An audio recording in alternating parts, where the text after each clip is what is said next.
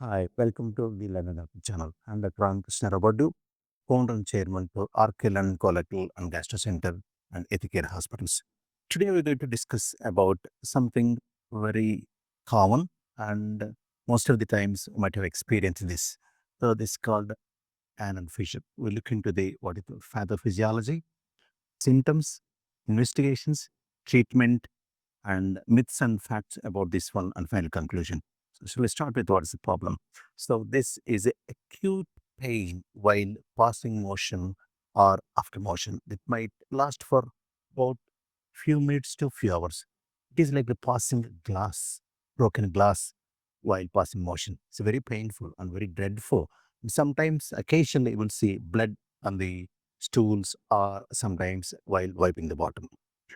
So then we'll have what's happening. Why there's so much of pain? The main reason for it is because of the small tear in the back passage area. So when you just look into the model here, we're just going to have a discussion here.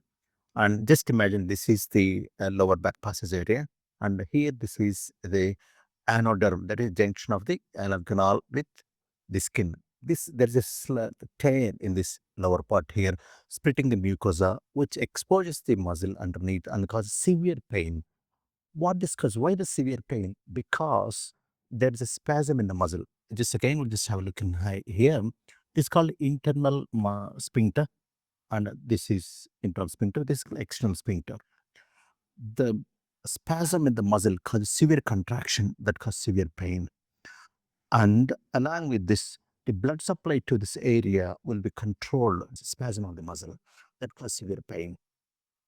And what's the main reason? The most common reason is the passing hard stools. It is a trauma when just any hard stools coming down, which causes pressure on that area, which causes a small tear.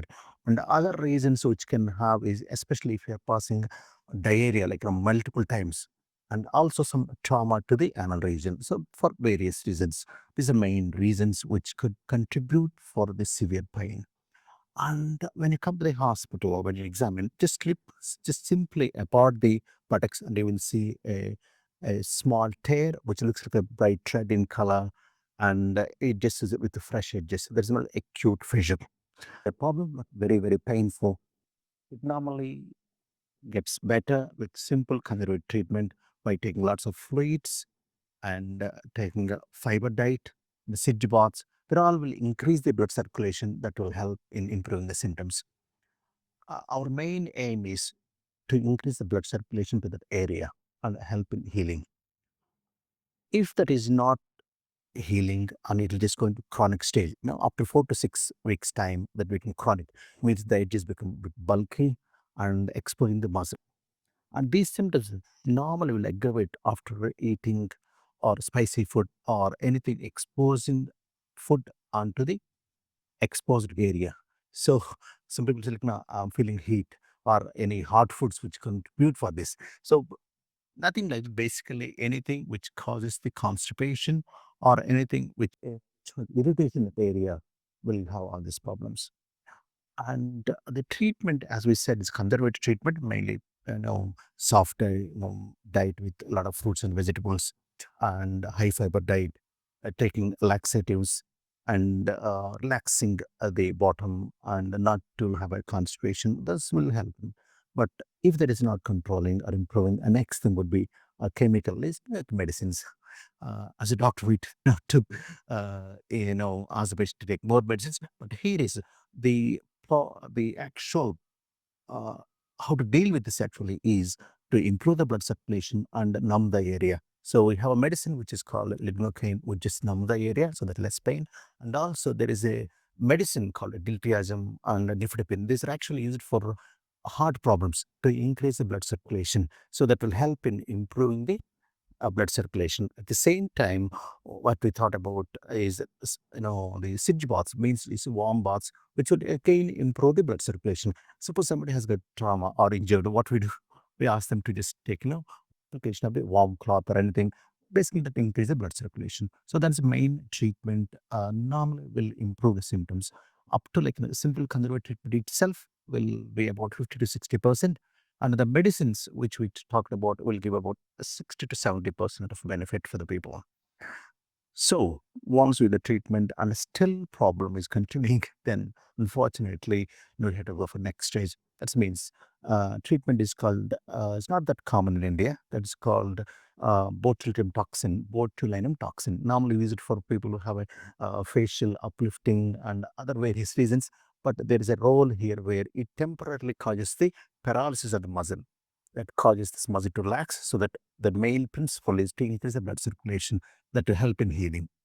And this have up to about 70% of improvement, which we see. And it's also expensive. That's the reason it's not that common in India. But most of the people, especially in Western countries, that will use it especially for females, as they don't want to have an operation or they don't want to have an injury from other procedure. The the gold standard treatment is actually is called lateral sphincterotomy, means we're just cutting the muscle. So this is the internal muscle. We just need to cut the muscle. This has up to like 90%, 88 to 95% result. It's a good operation, or I would say very good operation, and probably just cutting the muscle. So that means that small percentage of people have what is called incontinence to feces, but that is very, very small. I would say that would be less than 5%. So these are the things what we see about this problem. And there's few problems will just mimic like this. Some people walk and say, "Oh, doctor, I have piles." Without knowing itself, they'll say piles. Some people will say something else. But actually, when you have a severe pain while passing motion, it is like somebody cutting with a knife or passing broken glass. Normally, fissuring is the main issue or main problem. One more thing is we tend to do investigation with what is called flexible sigmoidoscopy, just looking in the camera, but it is very painful. So I would normally suggest not to go for that flexible sigmoidoscopy during the acute episode. Next, we're going to have what other conditions can mimic. Like we just talked about fission, and other thing is called thrombosed hemorrhoids or piles. The piles, which are blood-filled ones, can become like a thrombosed blood clot that can be severe, very severe pain. Other thing is called perineal hematoma, which there is blood which just accumulates suddenly for various reasons. We just talk them in later videos. Other things which are like some ulcers, but there is one thing which we need to be careful. Normally, this fissure, normally usually at 9 o'clock. Just imagine this is a clock, this is 12 o'clock, and this is 6 o'clock. This is 3 and 6 o'clock. Normally, they will have this cut here in the lower part, here, because that is the area where you have poor blood circulation. So if there's anything else anywhere else, like this area, there might be other reasons that could be what is called Crohn's disease or tuberculosis, and or any other cause for various reasons. So you need to be thinking about something else if there is a atypical presentation or in a non-usual anatomical positions. We just talked about all those things. So next stage is how to prevent them. Mainly, as we talked about, just avoid constipation, because that is a main root cause for most of the problems. And we just talked about something, we're going to discuss about something very important here is what are the myths and facts about this problem. Can we just go and switch on to them? They're very interesting and important, how much of myths we have and how to bust them. Thank you.